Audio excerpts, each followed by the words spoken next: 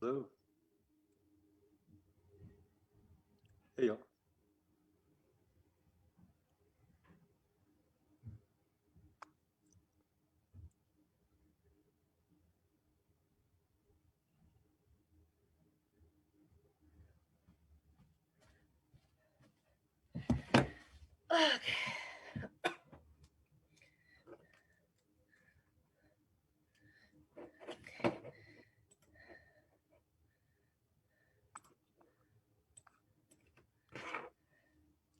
Wade Moody, how are you? You're muted.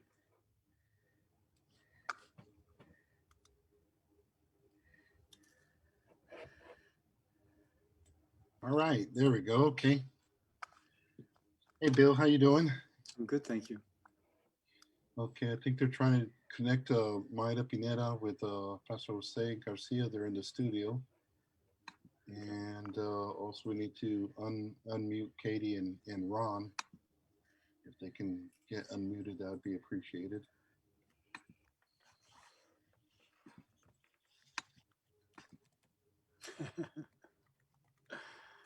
Um,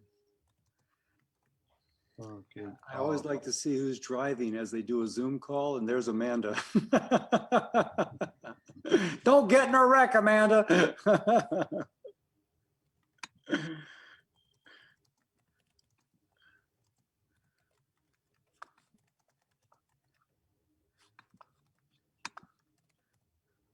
Like we have a good group of people online right now.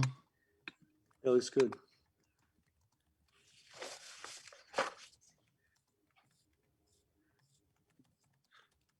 Alba's picture was the only picture I saw at first, and I thought, wow, she doesn't move. I realized there was a picture. Good afternoon. Hello, who's speaking? Good afternoon, everyone. This is Mayra Pineda, President and CEO of the Hispanic Chamber of Commerce. Welcome. Can you hear me, Senator? Yes, ma'am. Okay. Well, on behalf of the Hispanic Chamber of Commerce, we are delighted to be hosting this conversation today. As you know, it has been a tough year for all of our communities, and the Hispanic community has been disproportionately impacted by COVID-19. So we have focused our priorities into making sure that the Hispanic Chamber is there front and center, making sure our communities are aware and informed with all the resources and tools available as we've been navigating this crisis.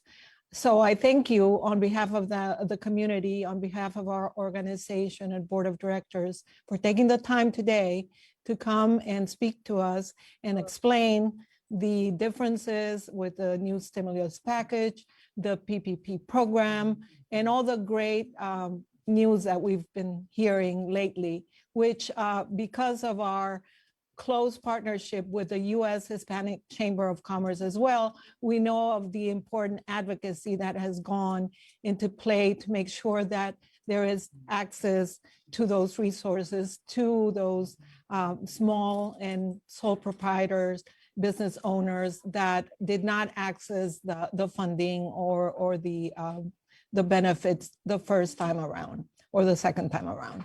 So with that, I'd like to welcome Wade Moody, who also came to me with your desire to meet today, and welcome our audience to this conversation.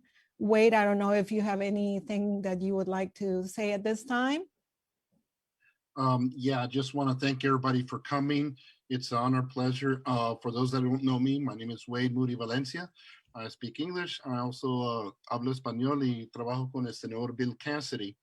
And we want to thank Bill also, which habla poco español. And if you all saw the promotion video, you can see that he's working on it.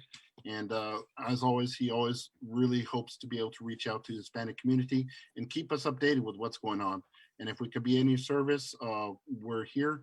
I'll be putting more of our information in the chat. So thank you very much, Maida, for putting this together. We really appreciate it.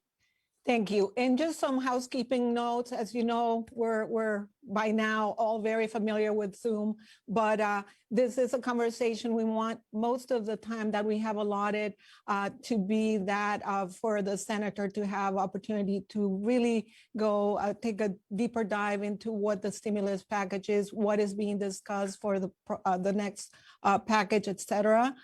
So please, I will ask to make sure that if you're not one of the speakers today, keep your mics muted. They should be muted on our side, but sometimes technology plays games. So make sure they're muted.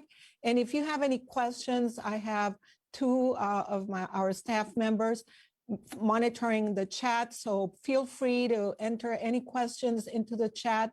They will be then passed on to the senator. And with that, I'd like to now, I have the honor of introducing Dr. Bill Cassidy, our United States Senator for Louisiana. Bill grew up in Baton Rouge and attended Louisiana State University for undergraduate and medical school. In 1990, Bill joined LSU Medical School, teaching medical students and residents at Earl K. Long Hospital, a hospital for the uninsured. He's founded the Greater Baton Rouge Community Clinic, a clinic providing free dental and healthcare to the working uninsured. Bill also created a private-public partnership to vaccinate 36,000 Greater Baton Rouge area children against hepatitis B at no cost to the schools or the parents. In the wake of Hurricane Katrina, Bill led a group of healthcare volunteers to convert an abandoned Kmart building into an emergency healthcare facility, providing basic health care to hurricane evacuees. In 2006, Bill was elected to the Louisiana State Senate. In 2008, he was elected to the United States House of Representatives to represent Louisiana's 6th congressional district. In 2014, he was elected to the U.S. Senate, and he serves on the Finance Committee, the Health Education, Labor and Pensions Committee, the Energy and Natural Resources Committee, and the Veteran Affairs Committee. Bill is married to Dr. Laura Cassidy, and they have 3 children. So welcome, Senator Cassidy. It's our pleasure to have you here with us today. You've been a friend of our organization for a long time and of our community for a long time. So we look forward to working with you in the next 4 years with this administration and years to come. Thank you. Hey, thank you. Thank you all for being on. Our economy is founded upon efforts like yours. Employers who, as you become more prosperous, you employ more people and they become more prosperous and maybe they start their own business, and this virtuous cycle that actually just creates a brighter future for all Americans. And so this call is about making sure that everyone knows the resources available to them and what might be coming down the pike so that you can further that vision. Next, let me say that I've got several people on the call. You spoke to Wade. He's based out of Metairie or Kenner. Brian McNabb is on the call. He's my state director. I also have Ron Anderson and Katie Rudis, and they are the 2 folks who are point in our office on all these issues related to COVID relief, payroll protection plan, et cetera. Now, one of those 4 people can help you. And so if you or someone you know leaves this call or is not on this call, you name it, and has a question, or as things develop, has a problem, please contact us. We are here to serve you because you and I together are, if you will, serving the rest of our community, going back to that virtuous cycle that makes it all important. So I thought what I'd do is start with an overview of what we're trying to do with COVID relief, what I anticipate will be coming down, and then open it up for questions and rely upon Wade and, on Ron and Katie, who point on this. Katie does all the taxes, Ron does a lot of appropriations, and they cover the waterfront in terms of what you would need to know regarding these provisions. So let's get started. There was a COVID relief package that passed in December. That COVID relief package makes available $600 individual payments for folks. It also had another round of the payroll protection plan. Katie and Ron can give you the details of if you applied first time, are you still eligible? If you didn't apply, are you now eligible? All those things that you need to know. There's also money in there for private and parochial schools, not knowing if there's any educators through K through 12. And so there is money going to a governor's fund, which is specifically for private and parochial schools. And then there's a much larger sum of money coming to the state to help schools in general. There will also be money in there for higher education for their COVID-related expenses. There's rental assistance with eviction moratorium through the end of last month. And one thing I heard from landlords is they're like, listen, my renter is going to move out. And we've had this eviction moratorium and rental assistance program, but I've had to pay expenses. So we've structured this so that if you are a landlord or landlady, then you would be able to get reimbursed for your for your person who is staying in your facility, your property, not paying rent. We've increased SNAP benefits, and there's increased benefits for farmers. There is also different people in our community receive either the child tax credit or the earned income tax credit. The earned income tax credit is such that when someone is making money, it slowly phases out, but they still get more money. They still get a tax credit, even though they're making more money, but it phases out, so it encourages people to work more. There was a concern that because some folks were laid off in 2020, no fault of their own, they would not qualify for the EITC, the Earned Income Tax the tax credit benefit in this coming year. We've adjusted that, so if there are people in your community who are receiving the Earned Income Tax credit, we've kind of backfilled that so that they should receive the benefit in 2021 as if they were working in 2020. So even if laid off, therefore not eligible for EITC, we've changed it so that they will be. And the goal, of course, is to help families come out of poverty. There's also flexible spending account balances for healthcare and charitable giving tax breaks for those taking standard deductions. On small business relief, you're a Chamber of Commerce, this will be of importance. Second time PPP loans are available to businesses with fewer than 300 employees and a drop in gross revenue of 25% in a 2020 quarter compared to the same quarter in 2019. So just to explain, if you did pretty well up until March, but you did so well in March that your second quarter looks okay, you could take your third quarter 2020 and compare it to your third quarter 2019. If there's been at least a 25% drop in revenue, then you could qualify for the second round of PPP. The second loan maximum amount is $2 million. You can also take a second draw. You can also take the employee retention tax credit.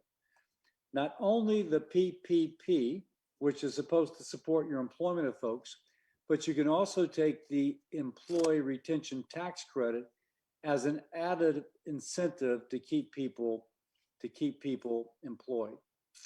For those of you involved with live venues, independent theaters, cultural institutions, a lot of live music in Louisiana, there is some funding in the payroll protection plan for live music venues.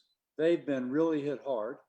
If you're somebody that plays Latin jazz and you haven't been able to open because you need to socially distance, clearly you've been hit hard this past year. There is a special benefit for you. The Chamber of Commerce is probably a 501c6. And so they were not eligible for the previous round of the payroll protection plan. They are now. And the qualifying expenses for the PPP have been expanded. Previously, it was rent and utilities and keeping people employed. It has now been extended. There's also a simplified PPP forgiveness procedure. And the EIDL advance is no longer subtracted from the payroll protection plan forgiveness. And how the tax code treats the payroll protection revenue that a business might receive is also clarified. Let's look for those healthcare workers. Let me stop for a second. The administration wants to put out an additional $1.9 trillion package. It's a lot of money. You could achieve all the goals, frankly, for about 900 billion. But obviously the administration wants it and they've got the vote, so I think it's going to happen. Now, the only reason I say that is there will be a $1,400 additional stimulus check to individuals. There will be additional money to support businesses through the rough spot, and there'll be even more money for education. Now, there's an analysis that's been done. The amount of money we've already given for education is so much that it cannot be spent this year. So the money that is coming into the next COVID relief probably won't be used this year, at least for education. It'll be used for the coming years. Now, we did ask and get some provisions, I say we Republicans, that there will be money for healthcare providers, additional dollars for healthcare providers. So for those of you who are involved in healthcare, that's a big issue. There's also a push on the Democratic side to raise the minimum wage. For technical reasons, I don't think it would happen, but it might. If anybody has a home health agency or a daycare, they've been very nervous about this because they're not sure they can stay in business if you suddenly increase minimum wage and you have a fixed reimbursement from Medicaid or Medicare or something like that. So just to say that's still a priority of the administration. I'm not sure it's going to be able to happen, but it is something that they are pushing. And then there's going to be more money to promote the testing, tracing, vaccine development, and vaccine distribution. We just need to get everybody vaccinated. We need to reopen the economy and reopen it safely, and that'll be part of it. Now, that said, that's the overview. So let me. So, Senator, Amara, I know that just yesterday or the day before, they've been, we've heard in the news how the administration has put out some new steps to promote the equitable access to these funds, particularly as it pertains to PPP, and some exciting changes like people sometimes disqualify themselves on their own without even knowing, and that's why we're here, to make sure that everybody understands what the requirements are.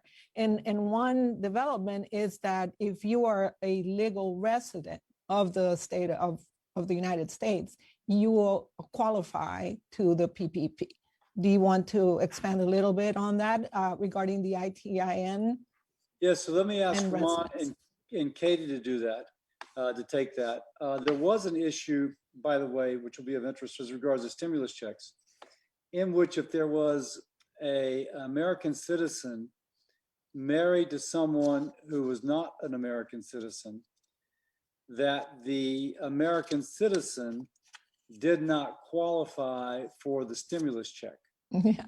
We addressed that in the December bill, in which not only did that person qualify, the American citizen qualify for the stimulus check, but they would also get reimbursed for the money they would have received in previous packages that they should have received, I will say, but they did not receive because they were married to someone who was not an American citizen. So Correct. we have been going back and trying to figure out those little bitty injustices. Katie or Ron, would you want to take the other question? Ron, you want to go ahead? Yeah. Well, I mean, obviously, the administration has clarified that legal residents, of course, are eligible to apply for PPP for their businesses or operations.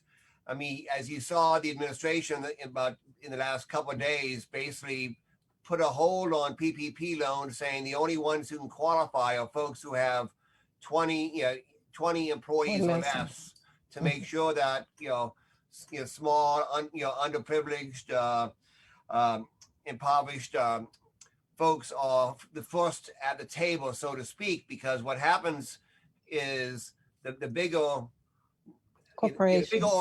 corporations, so to speak, they get first in the queue, and because they have the resources and the capabilities to more quickly access the PPP funding. So they So have the established relationship with bankers. And those too. smaller entities which do not have established relationships with bankers, as it turns out, were at a disadvantage. So this Correct. plan is to compensate for the fact that a smaller business may not have that established Yes. relationship, but nonetheless would need to access the dollars. Just Yeah. putting a point on it, Ron. No, I agree, and the point, and what has made sure in the December bill is that CDFIs, minority development institutions, there was a lot of resources, credit unions, there's specific set asides that are available for anybody who is having problem accessing the PPP program or needs help with the paperwork or anything like that. So, obviously, it's all about equity. So I think, we are putting a fine point on that and making sure that, Hispanic organizations, minority organizations, are at the table and can qualify. So we are happy to, if any specific organization has an issue or problem with that, make sure we get you guys in the queue and point in the right direction. Absolutely.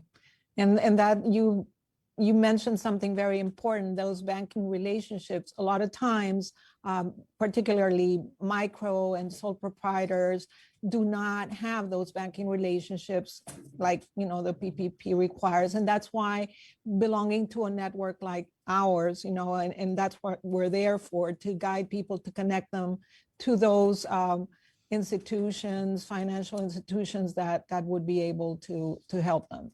Credit unions, et cetera. So I just wanted to mention that the latest developments on the PPP to make it even more equitable are very exciting, and I know will be welcome in the community. Good. What other questions, Myra? Oh, okay. I didn't know we were in questions already, but okay. One of the questions is regarding the if you already applied for the first round of the PPP, are you eligible? A lot of people have questions because their concern is they don't want to incur in any additional debt. So they want to make sure that it will be forgivable. And, if they follow the guidelines that they need to follow, of course. But if you want to talk a little bit around that. They are. Again, I'll ask Ron and Katie to make sure I don't say something incorrectly, but absolutely they can be eligible, but they have to show the loss quarter over quarter. Katie or Ron? Yeah, so businesses that took the first draw of PPP are now eligible for a second draw. They have to have the 300 or fewer employees, and they have to have that gross revenue drop of 25% or more year over year. But they are eligible for a second draw. And as also, if businesses didn't take that first draw, they can still go back and do that under the same rules that applied for the first draw. And they can likewise then go after the second draw at a later time. Excellent. Excellent. Another question is, one of the newer developments is around people that had student loans. And then, because they had the student loan, they were restricted from applying. So that's a new development. Would you like to expand a little bit on that? Because I know many business owners, particularly entrepreneurs, new businesses, micro business owners, sole proprietors, have those student loans. So how is that a game changer? I'll ask my staff if they know that detail. I will say for student loans, we do allow the postponement of payment as part of the COVID relief. Yes. And of course, just to make sure people are aware, there are existing programs in which if somebody's student loans, if their income is below a certain level, they only have to pay, I think it's 10 to 15% of their so-called discretionary income, which Correct. is their income above 150% of federal poverty level. And at the end of 20 to 25 years, the balance will be forgiven. If they lose their job in the interim, then their payments can be put on hold. So if anybody has questions regarding these programs on student loans, this is independent of COVID relief, although COVID relief did postpone repayment. But if you know of folks with concerns about repayment of student loans, they should also contact our office on that. But Katie, Ron, I'll ask you to give the detail on whether or not student loan debt impacts PPP eligibility. Yeah, so if a lender is looking at a credit score and making the determination, non-payment of federal student loans should not have any impact right now. All of those loans are automatically in forbearance unless you choose to bring it out. There's no interest accruing in the meantime. Depending on what payment plan they're on, or if they're in some sort of public service program, they still get credit for that. If they have a private student loan, they might be in a different situation if they have fallen behind on that. We haven't had really any outreach on folks getting denied PPP for student loan related reasons. So if you know of any folks that need help with that, we'd be happy to connect with them. Great. Myra, I have to sign off for another call, but I'm going to leave you in the capable hands of my staff to answer all your other questions. And I just Senator, thank you all very for much. Thank Yeah. you for being here. And I know I will be participating in our Hill meetings for the USHCC in the near future in March. I hope that you have some time available to meet with me and the rest of the Louisiana delegation. So I look forward to that conversation and staying in touch. This meeting was recorded, so it will be distributed throughout our platforms. That's wonderful. Well, thank you all. Yep. Ron, Katie, Ryan, Wade. So another question that arises a lot is regarding more detail of the non-payroll costs that are covered with the PPP, with the new stimulus package and the PPP program. Well, I mean, the non-payroll costs, I mean, they've lowered it to from 75% to 60% on non-payroll costs. And they broadened it the eligibility for COVID-19, but a broad panoply of COVID-19 related expenses that anything from social distancing to hygiene developments to getting new equipment and everything else. So there's a lot of eligibility criteria. It's pretty broad based as far as as long as it's COVID related and 60% still has to of your expenses still has to be payroll driven. But otherwise, your rental expenses, mortgage, all those normal expenses still are still eligible for federal relief. Excellent. Okay, another question. In case, there is a small business owner out there that does not have that banking relationship, or how would they begin the process? I know, like I said, we're definitely a resource to guide them in the right direction, but there are businesses out there, believe it or not, that don't have that relationship established. So what would be your recommendation? I would say if anybody does not have existing relationships through chambers of commerce or other private and public entities, you can reach out to community development financial institutions. You can reach out to minority development institutions. There's small banking corporations, groups that can provide technical assistance. So if anybody has a specific question, I can put you in contact with some small business groups in the state that basically provide just technical assistance to anybody who requests it. Or if you really want us to say, all right, can you put me in contact with CDFI or a minority development institution or a specific lender or credit union in this region, we can help facilitate that as well. So we're happy Okay, to right. do that. And I know that there is a list in the portal itself that gives, approved lending institutions in the area.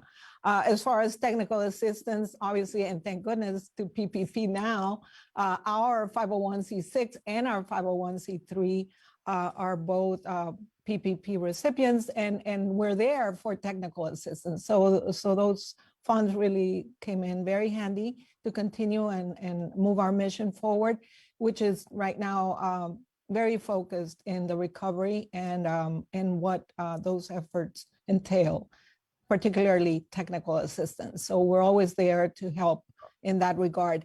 I wanted to mention, and the senator is not on, but maybe you can talk about, I know that there is talk regarding the national recovery strategy that is being drafted, and for the whole administration moving forward. Do you have any information about that?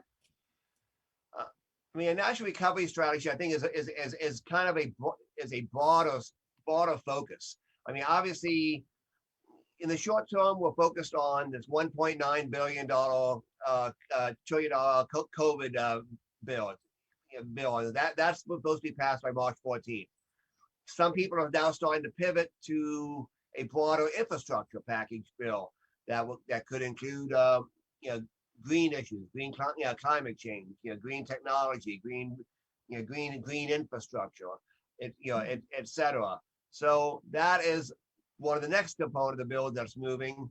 And then along with that, the appropriation bills will be moving. And then the administration is now starting to talk about a kind of broader bill that might incorporate tax rate changes or other infrastructure type changes. So, I mean, so they're talking kind of conceptually wise about this, about pivoting to, after COVID-19 to a broader situation like you're talking about. But the devil's in the details. And so, right now we're focusing on the COVID package first, and then infrastructure is going to be right behind it. Wonderful. And of course, being a Hispanic Chamber of Commerce in Louisiana and one of the communities that has been disproportionately impacted, we're very much interested in learning, and you mentioned it before, it's all about equity and access to these opportunities. So, all of this funding and money to help businesses get through the rough spot is great, but we want to build a sustainable, a self-sustainable economy and make sure that we recover from the impact in general, not only in Louisiana, throughout the United States. So any effort in that area is one that is very important to us. So we need to build, and that means educate, build capacity, focus on more certifications, technical careers, anything that is going to help our communities create wealth and thrive, correct? So, that's why this relationship with your office is very important to us, and to have your ear to make sure that our needs are being also taken into consideration when the decisions are made. So with that, I don't know if your counterpart has anything else. I don't have any other questions. I was going to respond to just a couple of there were two questions I saw in the chat line that I just wanted to give an overview of. One is the Emergency Rental Assistance Program, a new program, a $25 million program that was included in the in the December COVID package. And that funding will help landlords and renters who have not been able to either receive or pay their rent for a long period of time. The Louisiana Housing Corporation is going to probably announce, announce along with the governor in early March, about with standing up that program. There's basically $309 million available for the state of Louisiana for landlords, and tenants who have not been receiving their rental payments, and utility payments are included in that, including some internet payments. There's housing stability services. There's a whole bunch of criteria. I would urge anybody who wants more detail. You can go to the SBA Treasury website, and they just issued a frequently asked questions provision, but you could on details.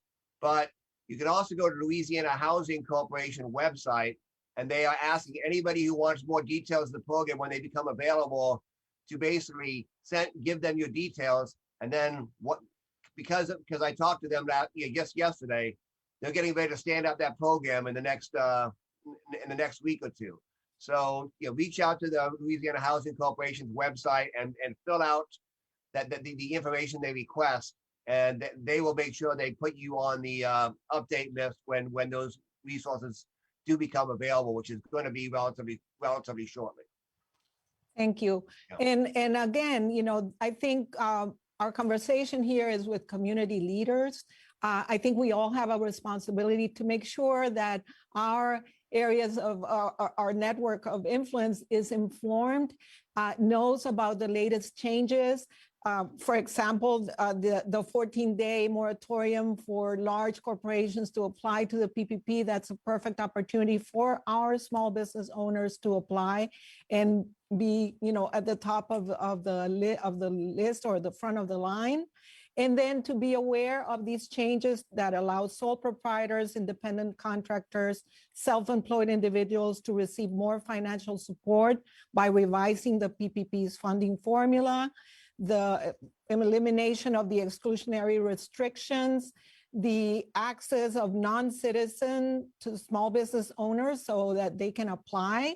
If you have an ITN or legal residence, you qualify for the application. So inform yourselves and help, inform others. Of course, those website, sba.gov, Treasury US, the HCCL .biz COVID response page that we have in our website is full of information.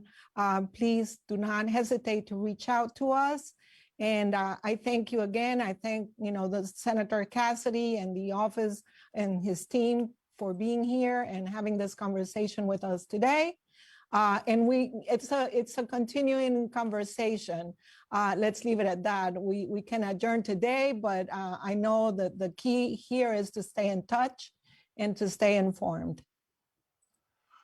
Right, thanks, anybody, and don't hesitate to reach out to us with any questions. We're happy to answer any details that your team needs. Thank you very much. Have Thanks, a good everybody. day. All right, bye-bye. Bye.